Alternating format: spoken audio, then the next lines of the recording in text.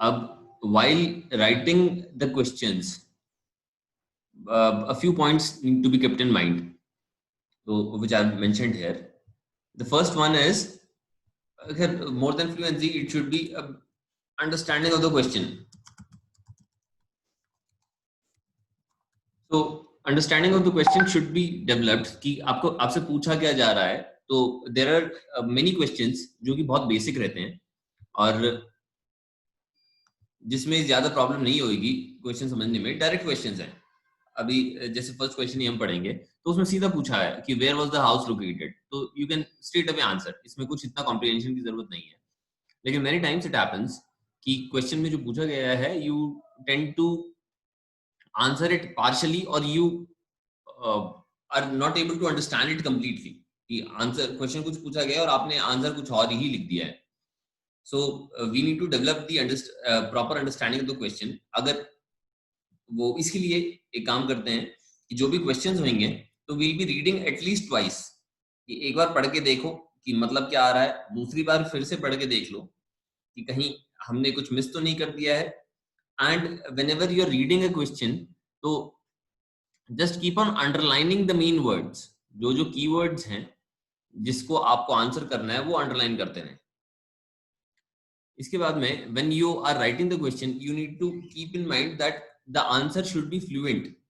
Fluency का मतलब in writing means कि वो logically sequenced होना चाहिए.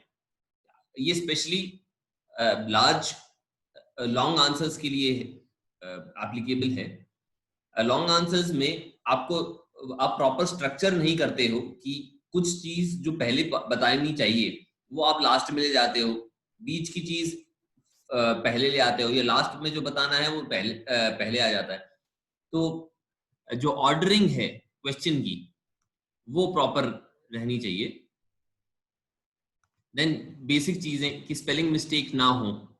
तो the best way to avoid spelling mistakes is to write answers. तो आंसर्स लिखते जाओ, चेक करते जाओ. अगर किसी भी स्पेलिंग में डाउट है तो you have access to Google at least. तो गूगल सर्च कर लो, उसमें आप स्पेलिंग डालोगे तो वो करेक्ट स्पेलिंग बता देगा, उसका मीनिंग भी साथ में बता देगा. तो spelling mistakes needs to be avoided. काफी सारे बच्चों का दिक्कत यही होती है कि दे टेंड टू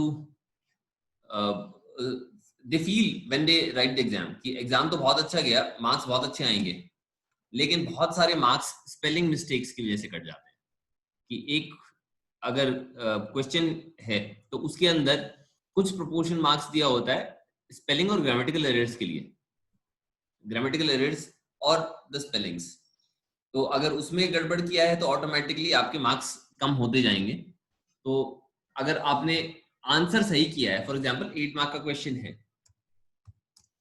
और 8 मार्क के क्वेश्चन में आपने आंसर बिल्कुल ठीक किया है लेकिन you have made grammatical errors and you have made spelling mistakes, तो आप 5 से 6 मार्क्स मिलेंगे.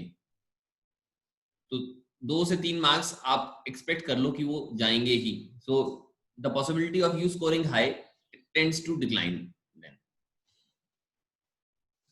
Another important point is that you have to write the answers in your own words. रट्टा लगाना बंद करना है. You need to read the question, understand it, frame the answer on your own.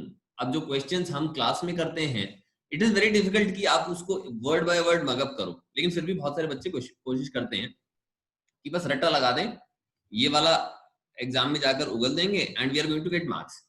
लेकिन जब आप ऐसा कर रहे होते हो, एक तो वर्ड बाय वर्ड याद करना requires a high amount of very good memory, जो कि सबके पास में नहीं होती है. और अगर मान लो मेमोरी है लेकिन उसके बाद में भी अगर क्वेश्चन चेंज कर दिया कि क्वेश्चन कुछ आपने जो याद किया है वो क्वेश्चन सिमिलर है but the wordings of the question have been changed, तो उसके हिसाब से आपको आंसर भी मॉडिफाई करना पड़ता है. अगर आंसर मॉडिफाई नहीं करोगे तो अगेन आपका आंसर प्रॉपर नहीं होगा. तो your understanding of the question is going to differ and you are going to end up getting lower marks. तो अपने वर्ड्स में याद रखना है, लिखना है. साथ में जो भी ग्रामर में हमने किया है, टेंसेस की नॉलेज, डिटर्मिनर्स वगैरह जो भी है, तो मॉडल्स हैं, सबका यूज होता है यहाँ पर। तो जो भी रूल्स हमने किए हैं, you need to keep in mind that you have to use those rules. थोड़ा सा शुरुआत में दिक्कत हो सकती है इन स्ट्रक्चरिंग दी सेंटेंसेस, लेकिन यू नीड टू रिफ्लेक्ट कि आप लिख क्या रहे हो और क्या वो सही लिख रहे हो कि नहीं लिख रहे हो। कुछ भी इशू होगा मेरे को चेक करने के लिए भेजना, I correct them and send them back to you.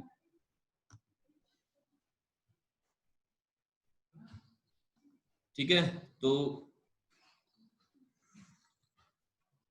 अभी क्वेश्चन आंसर्स लिखना शुरू करते हैं। अभी इसमें मैं साथ के साथ में लिखता जाऊंगा आंसर्स, लेकिन ये काम मत करना। I give you the answers as well, but don't copy them. Copy करोगे तो कोई फायदा नहीं है, ये फिर वैसा ही हो जाएगा जैसे आपने बुक वाले क्वेश्चन आंसर्स किए हैं, तो it is just going to be the reproduction of the same exercise, कि कुछ फायदा नहीं होने वाला होगा, आपकी आंसर राइटिंग क्वालिटी इंप्रूव नहीं होने वाली है। देखो इंग्लिश में सिलेबस इतना ज्यादा नहीं होता, स्टोरीज आप समझ लोगे, याद हो जाएंगी, लेकिन मार्क्स जाते हैं इन राइटिंग द आंसर्स। ठीक है, तो खुद कोशिश करनी पड़ेगी आंसर्स लिखने की। ये कुछ ये वाले क्वेश्चंस हैं हमारे, which in which reference to context has been given. इस तरीके के 2-3 क्वेश्चन तो एक्सपेक्ट करके चलो कि आएंगे ही एग्जाम के अंदर। तो यहाँ पर जैसे आपका अनसीन पैसेज होता है, तो अनसीन पैसेज की जगह एक पैसेज दिया जाएगा which is going to be an excerpt from your chapters, one of the chapters, मतलब from the chapters they are going to pick any paragraph और उसके ऊपर कुछ क्वेश्चंस देंगे। तो these are the most simplest form of questions that you can get, और आपको सिर्फ पैराग्राफ पढ़ना है और उसके रिलेशन में जो भी क्वेश्चन पूछे गए उनका आंसर करना है।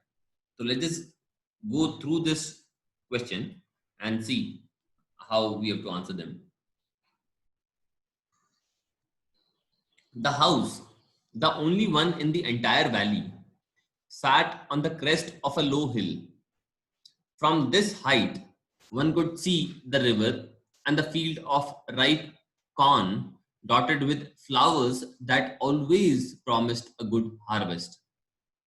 The only thing the earth needed was a downpour, or at least a shower. Throughout the morning, Lencho, who knew his fields intimately, had done nothing else but see the sky towards the northeast.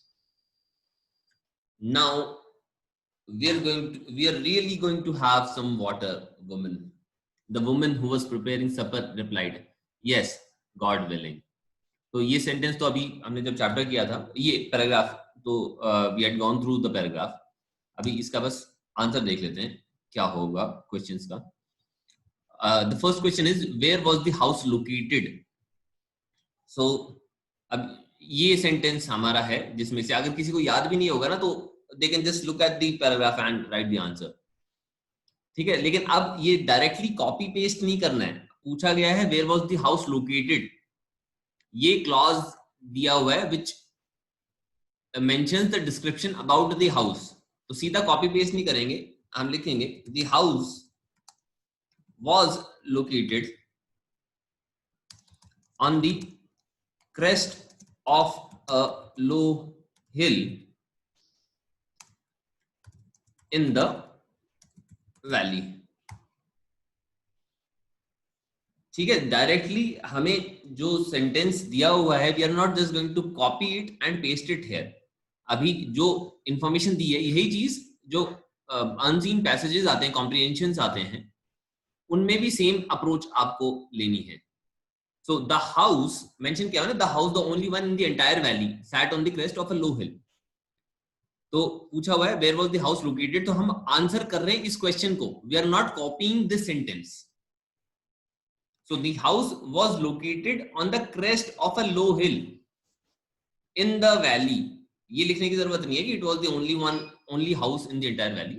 हाँ, लेकिन it was located on the crest of a low hill in the valley। और हमारा question past tense में ही है, हम answer भी past tense में ही कर रहे हैं। Second question, what did the field of corn dotted with flowers promise? अब यहां पर लिखा हुआ है the field of ripe corn dotted with flowers that always promised a good harvest. Again, we don't have to copy and paste the sentence. We'll be writing our own answer. तो अब ये पूछा हुआ है what did the field of corn dotted with flower promise? So हम sentence भी हम इसी तरीके से लिखेंगे, the field of corn dotted with flowers. अब क्योंकि पास्ट टेंस में लिख रहे हैं तो promised a good harvest.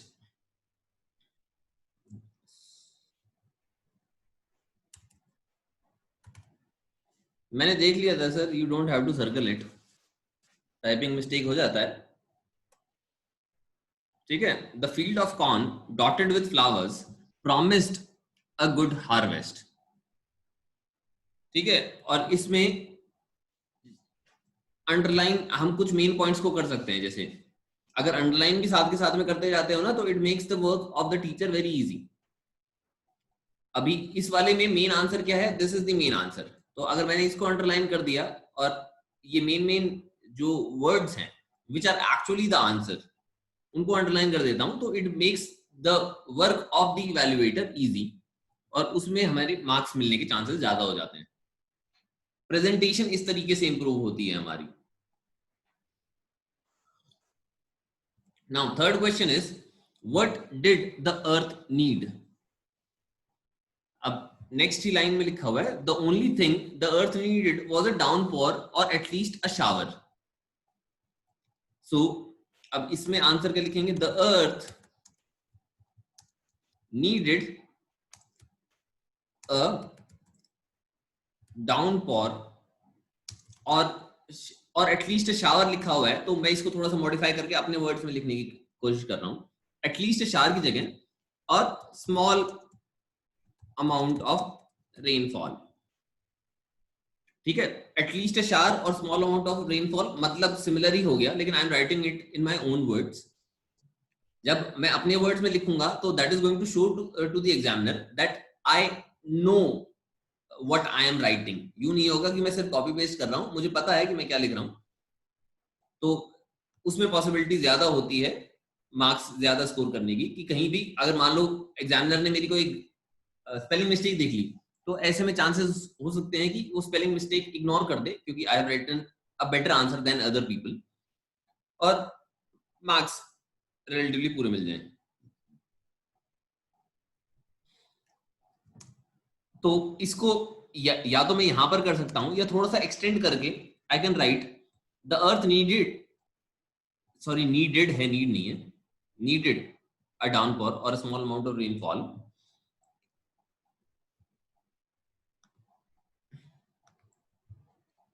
For a good harvest. ठीक है, थोड़ा सा और एक्सटेंड कर दिया मैंने इसको. और मेन आंसर क्या है आपका, इसमें मेन पॉइंट जो मैं हाईलाइट करना चाहता हूं for the examiner is downpour और small amount of rainfall. Fine. Now next fourth question, we need to pick the words from the passage which means the same as peak. अब peak का मतलब क्या है, जब ये इस तरीके के क्वेश्चन आएंगे तो आपको सिर्फ आंसर लिखने की जगह write peak and write the word crest is the word जिसका मतलब है पीक. तो crest of a hill, of a low hill means the peak of the low hill, ठीक है. और अंडरलाइन भी कर देना है. Then is rain, rain downpour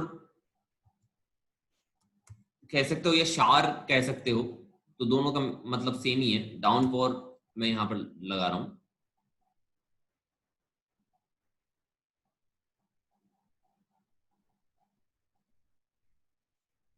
और फूड जो वर्ड है तो यहां पर मेंशन किया हुआ है the woman was preparing supper, तो सपर मींस डिनर और फूड, तो सपर इज द वर्ड.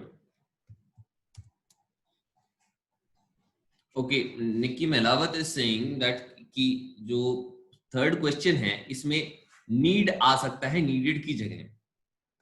देखो नीड नहीं आएगा। अब कौन से टेंस में लिख रहे हो? अगर मैं नीड कर देता हूं तो कौन से टेंस हुआ ये आपका? आप प्रेजेंट टेंस में सिंपल प्रेजेंट टेंस का आप कहोगे, लेकिन सिंपल प्रेजेंट टेंस में भी नीड की जगह नीड्स आएगा।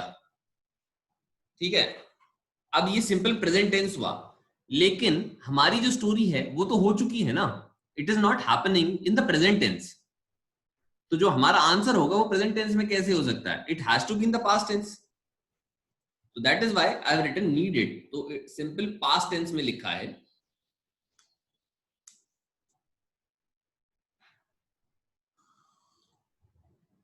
ओके, मुस्कान कह रही है कि फूड क्रॉप हो सकता है। देखो, फूड क्रॉप नहीं होगा क्योंकि क्रॉप को आप सीधा खाते नहीं हो। क्रॉप को आप हार्वेस्ट करते हो। हार्वेस्ट करने के बाद में प्रोसेसिंग होती है। आप जो भी अलग अलग प्रोसेसेस होते हैं क्रॉप के साथ में, फाइनली उसके बाद में जाकर आप उसको कुक करोगे और फिर आप उसको खाओगे। So crops are not exactly food. तो अगर हमें कोई आंसर लिखना है तो it should be close, very close to this word. Food से सबसे पास वाला कौन सा वर्ड होगा? तो क्रॉप वो नहीं है। ऐसे तो हार्वेस्ट भी हो सकता है, क्योंकि क्रॉप को तो हार्वेस्ट करेंगे, तो harvest can also be said to be food. लेकिन यहां पर जो पैराग्राफ है इसमें सबसे क्लोज जो वर्ड है with respect to food is supper, क्योंकि the women was preparing supper और डिनर। डिनर तो एक्चुअली फूड है, वो सीधा जाकर खा सकते हो आप। It is not crop. और दूसरा, मुस्कान ही कह रही है कि पीक का ऑल्टरनेट वर्ड वैली हो सकता है। अब देखो, वैली क्या होता है?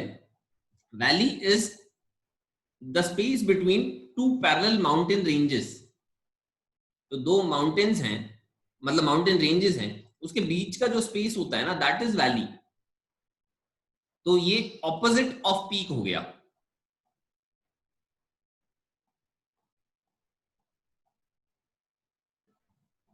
अगर सपर नहीं होता तो क्या होता? I have received another question, supper नहीं होता तो क्या होता? देखो, अगर सपर नहीं होता और फिर भी क्वेश्चन पूछा गया है तो हम लिख सकते थे, we could have written harvest, क्योंकि प्रॉमिस्ड अ गुड हार्वेस्ट, की हार्वेस्ट करके that can be used as food. ठीक है, तो अगर ये सपर नहीं होता तो शायद दिया नहीं होता ये क्वेश्चन वैसे, क्योंकि डायरेक्टली सपर ही जो वर्ड यूज किया हुआ है। जो बाकी है हार्वेस्ट है, या हमारा क्रॉप जो वर्ड यूज किया हुआ है, क्रॉप यूज भी किया है क्या कहीं?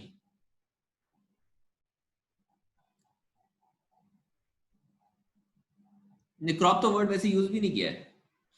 तो the nearest word after supper can be harvest only.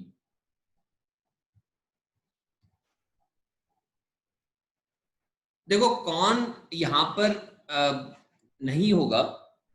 कौन इज अ वेजिटेबल, हाँ, लेकिन मतलब it is not being presented as food. ये जिस तरीके से मेंशन किया है ना, तो it is not mention that it is food. ठीक है, उसी तरीके से हार्वेस्ट भी नहीं होना चाहिए, क्योंकि हार्वेस्ट भी it is not being presented as food. Harvest can be for sale as well, लेकिन supper is always for eating. Supper सिर्फ खाने के लिए होता है। ठीक है, और कोई क्वेश्चन नहीं है तो हम सेकंड क्वेश्चन पर चल लेते हैं अभी। Question number 2। The older boys were working in the field, while the smaller ones were playing near the house until the woman called to them all, "Come for dinner." It was during the meal that, just as Lencho had predicted, big drops of rain began to fall. In the northeast, huge mountains of clouds could be seen approaching. The air was fresh and sweet. The man went out for no other reason than to have the pleasure of feeling the rain on his body. And when he returned, he exclaimed, "These aren't raindrops falling from the sky. They are new coins. The big drops are 10-cent pieces, and the little ones are fives." So, the first question is, what were the boys doing? तो पहले ही sentence में है boys का, इसी sentence में mentioned है कि what they were doing. So the इसमें ओल्डर बॉयज और यंगर बॉयज दोनों का है, स्मॉलर और ओल्डर बॉयज का लिखा हुआ है, तो विल बी राइटिंग बोथ। अभी जैसे what were the boys doing, तो the older boys were working on the field and the smaller लिख सकते हैं, लेकिन स्मॉल से ज्यादा अच्छा वर्ड यंगर है, इसलिए I am using the word young. Younger once were playing near the house, this is the answer. तो जो ओल्डर बॉयज हैं, अब इस सेंटेंस में हम ये वाले वर्ड्स, जैसे क्वेश्चन पूछा है what were the boys doing, तो working on the field and playing near the house, तो ये दो मेन आंसर हैं, तो इनको हम अंडरलाइन कर देंगे। सेकंड क्वेश्चन, और ये देखो मैंने ये कॉन्टिन्यूअस टेंस में ही क्वेश्चन पूछा हुआ है, व्हाट वर दे डूइंग, तो इसलिए मैंने पास्ट कॉन्टिन्यूअस टेंस यूज किया है आंसर लिखने में। Okay, I have received another question कि how many boys are there. देखो, from the story we can't say how many boys were there. अब उन्होंने लिखा है कि बड़े बच्चे भी थे, छोटे बॉयज भी थे, तो अब ये है कि there were more than at least two children, two नहीं 4-5 से तो ज्यादा होंगे, क्योंकि older boys were working the field, ये भी आपका प्लूरल है, ऑल्डर बॉयज, तो that means more than 2, and the smaller ones were playing, तो ये भी प्लूरल में यूज किया, प्लूरल ही है जो स्मॉलर बॉयज हैं, so even these are more than 2, तो एटलीस्ट मोर देन 4 होने चाहिए, लेकिन एग्जैक्ट नंबर नहीं दिया हुआ है हमें। Okay, next one. What had Lencho predicted? So, Lencho had, अब ये यहां इस पैराग्राफ के अंदर जो पहले लेंचो ने प्रिडिक्ट किया था, that has not been mentioned, तो इसमें आपकी पहले की अंडरस्टैंडिंग थोड़ी सी जरूरत होगी, नहीं तो आगे जो लिखा हुआ है कि रेन बिगैन टू फॉल, तो उससे भी आप कह सकते हो कि Lencho had predicted for the rain to fall. ठीक है, so Lencho had predicted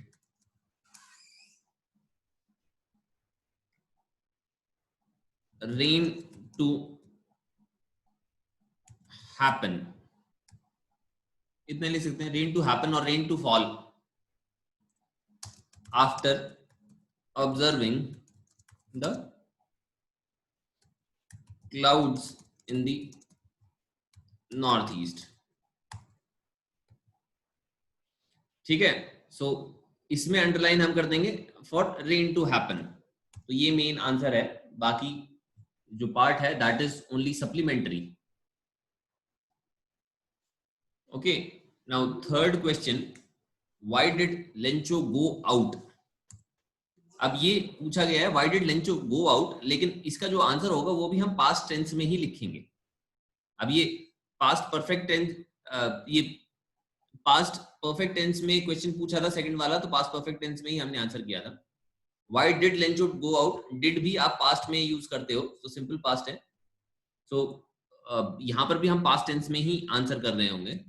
so Lencho went out, बहुत सारे बच्चे क्या गड़बड़ करते हैं, लिख देते हैं लेंचो गो आउट, तो वो गलत हो जाता है, you need to write the past form of go, that is went, तो Lencho went out to feel, एक minute, to have the pleasure, have की जगह to experience the pleasure of rain falling on his body. अभी this is the main part of the answer. So Lencho went out to experience the pleasure of the rain falling on his body. Direct copy paste मैं बार बार मैं कह रहा हूं नहीं करना है। Fourth one is why did he compare what did he compare to new coins? So he compared, उसने क्या कंपेयर किया था? He compared rains, the raindrops to new coins. So he compared raindrops to new coins. The, अभी थोड़ा सा extend करके मैं लिख रहा हूं, the larger drops were compared to 10-cent coins and the smaller drops were compared to 5-cent coins.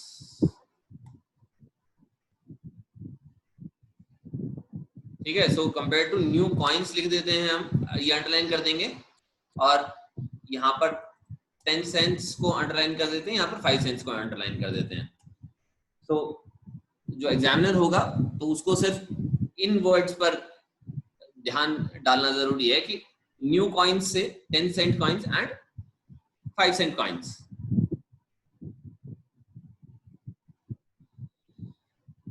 ठीक है, any doubts till this point?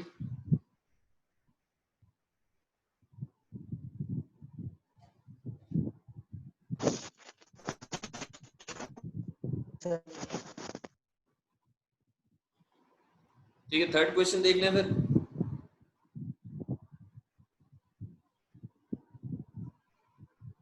Okay, दो बच्चों ने सिर्फ सर लिखा है. अब सर का मतलब मैं क्या समझूं, हाँ या ना? Do you have any doubts or not?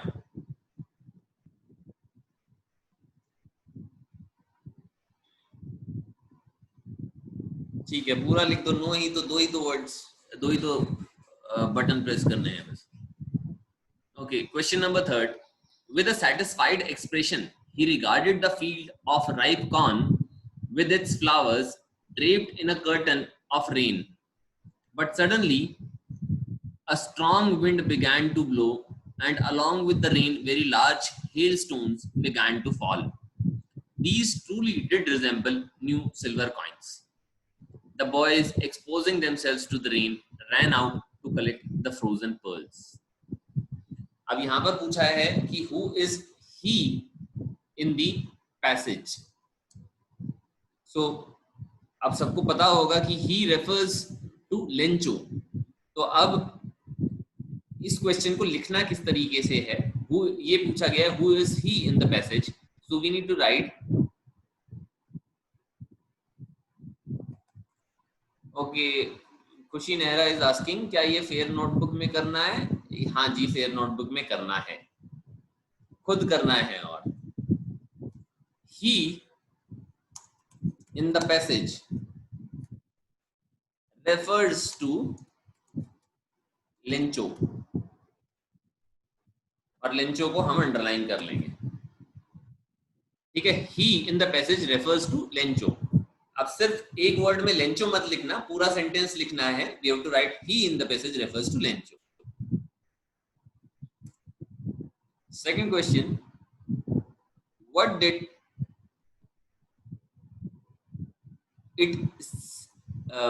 it suddenly change? Question थोड़ा सा एम्बिगुअस हो रहा है.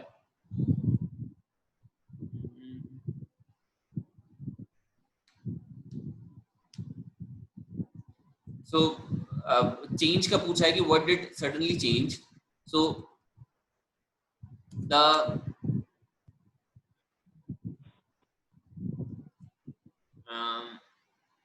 weather suddenly changed.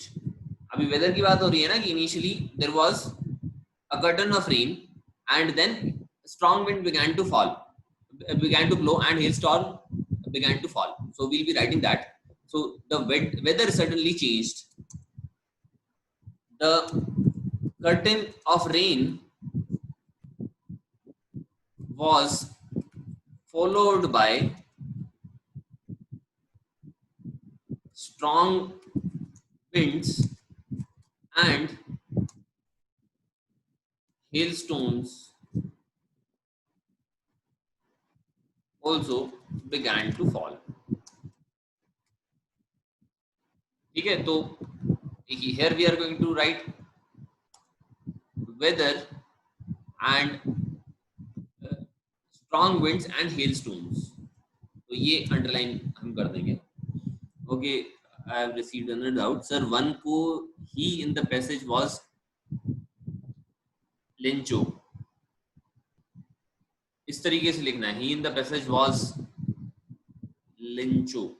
ठीक है, लिख सकते हो, लेकिन थोड़ा सा ज्यादा प्रेजेंटेबल रेफर्स टू रहेगा. तो अगर कुछ नए वर्ड सीख रहे हो अभी, you have time to learn a few words that you can represent your answer in a much better fashion, तो व्हाई नॉट डू दैट. ठीक है, he in the passage was Lencho, ठीक है, ग्रामेटिकली करेक्ट है and you can write that.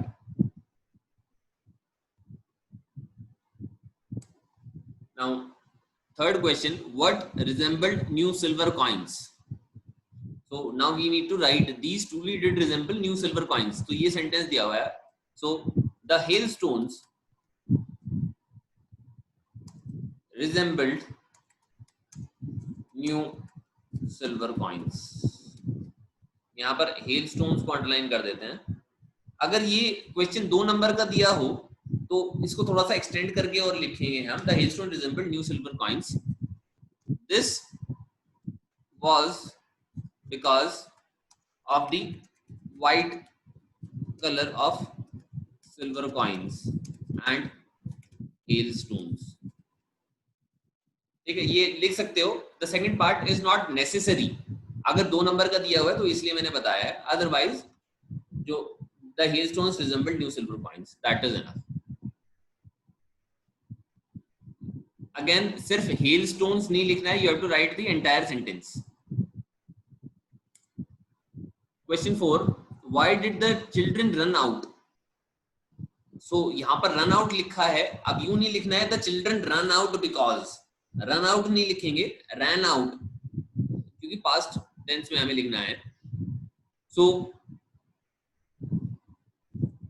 the children ran out to collect the frozen pearls. अब यहाँ पर frozen pearls लिखा है, लेकिन to show that we understand more, we are going to write that the children ran out to collect the frozen pearls. That is the hailstones. कि इसका मतलब क्या हुआ कि frozen pearls का मतलब hailstones, that